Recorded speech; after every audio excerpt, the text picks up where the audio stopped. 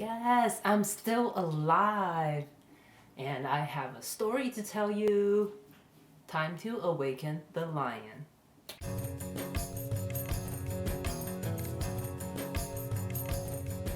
Hello, sentient beings, and welcome to Beat Ba Brave, where every week. Oh, wait. How many weeks has it been? Where every 5 weeks. No, where every 10 weeks I make a video based on the concept of Buddhism and how I'm learning to apply it into my life.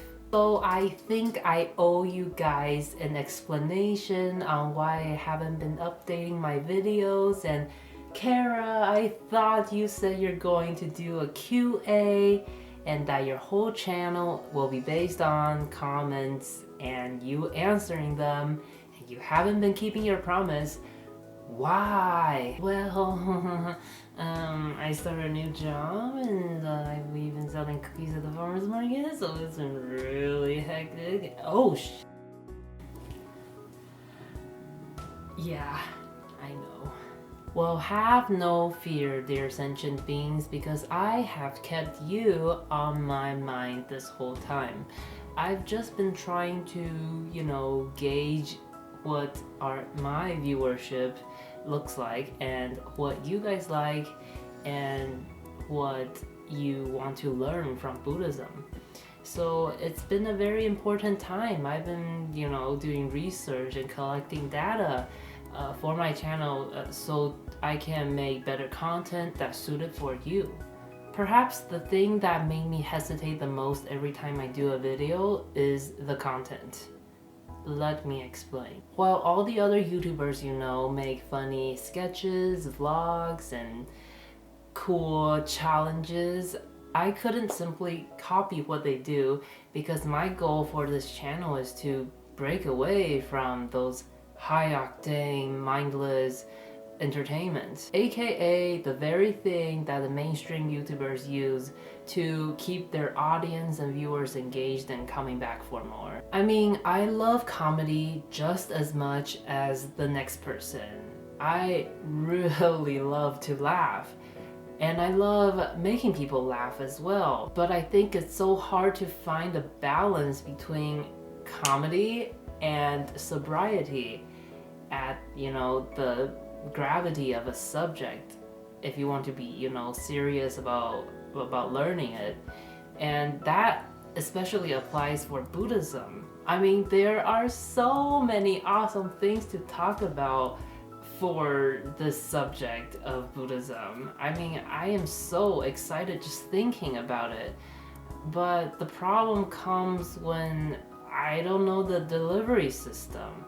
I don't know what way to present it, and what viewers want to watch versus what I want to say and how to say it meaningfully and get the message across and not just have another, fluffy and warm kind of Buddhism that just makes you feel good about yourself and not change anything. So I guess I've got to get my game together before I lose all of you to Oprah. Darn you, Oprah! Just kidding, I'm a huge fan of Oprah. Her warm and fuzzy approach to Buddhism, though, not so much. And I want to stop here before I turn this into a rant video about how hard it is to be creative and make great content, because of course it is. That applies to all creative endeavors. And I know all other creators go through the exact same dilemma. And me complaining about how difficult this is will probably make the YouTubers do this.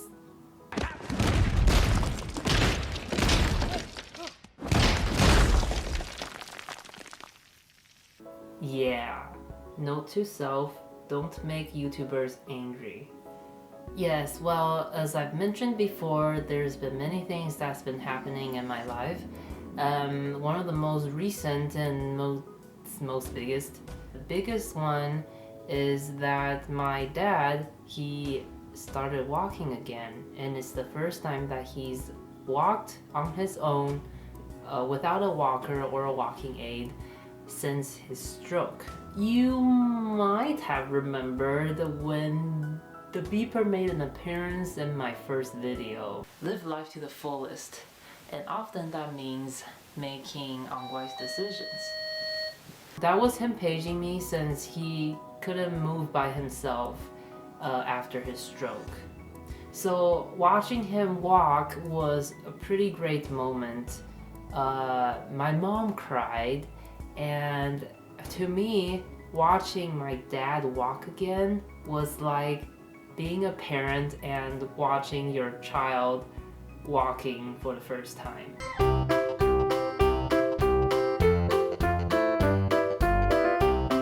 And not that I know what it feels like to watch my kid walk because I don't have one, but I feel like a role reversal. Like, I'm just so proud and so shocked, and like we're all just cheering him on. And if there were those epic movie themes accompanying that moment, it would have been one of those cinematic climax.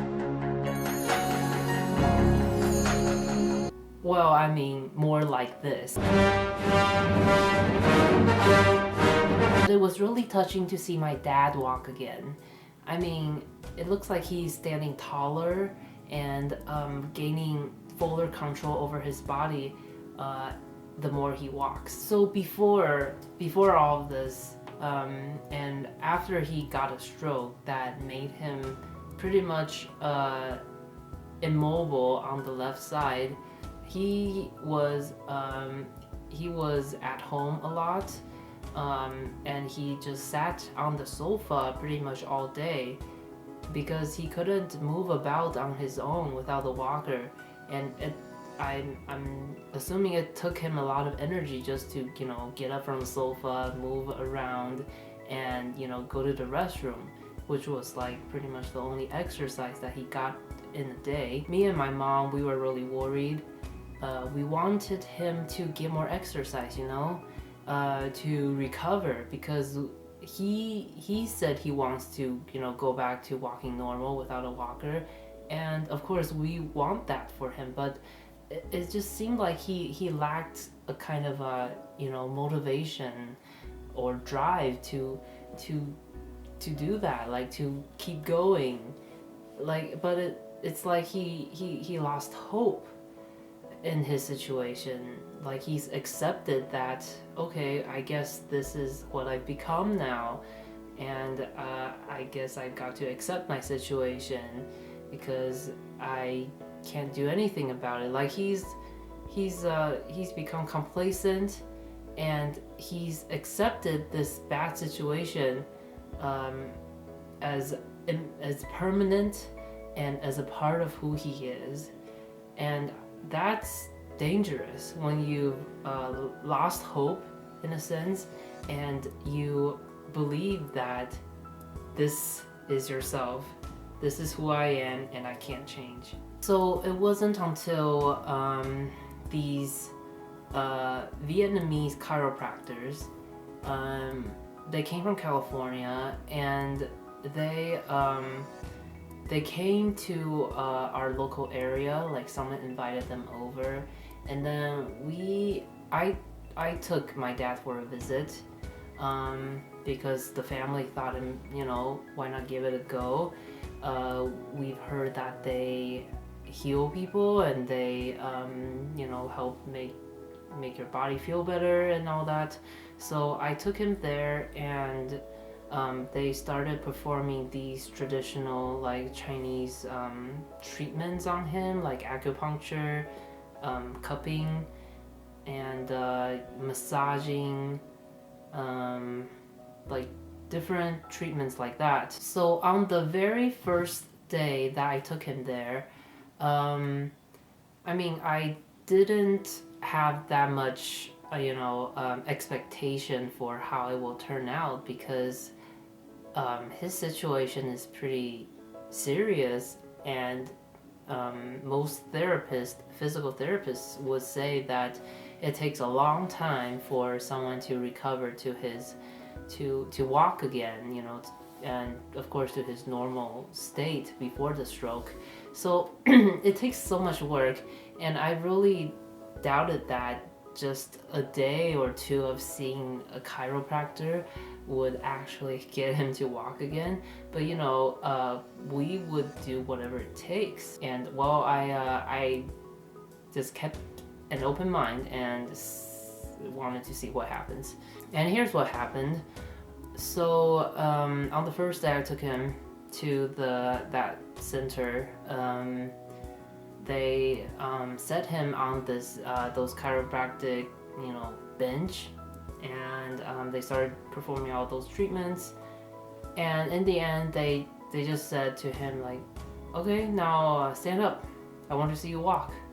And then he stood up, and of course he like reached out for a hand to hold him, because he's not stable yet. Like he's used to using the walker, so he doesn't believe that he can support himself with his own two legs.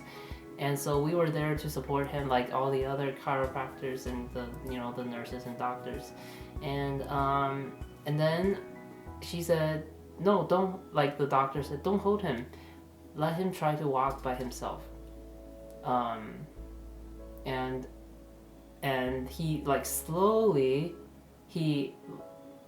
his feet began to move forward and more, and I was like right in front of my eyes. He was walking, like, just from the doctor's words, it gave him a kind of confidence that he didn't have before. Like before he wanted to, but he never had the guts to take that leap of faith in himself. So he just started walking, and we were all clapping, and we were so happy. And yeah, it was a pretty great moment. In the end, she's like, well, he doesn't need the walker. I mean, look at him. Why would he need the walker?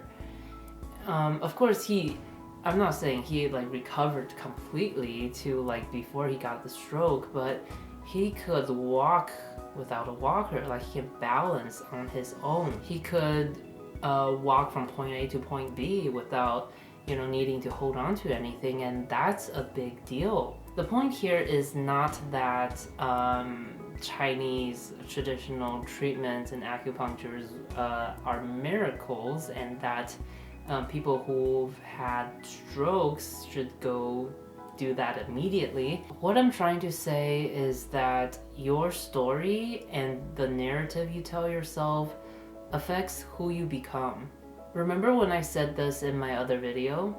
Now, you might wonder, why is my channel called that name? I will tell you in my next video. But I didn't. Well, I'm going to share that story with you right now of how I got my YouTube channel name.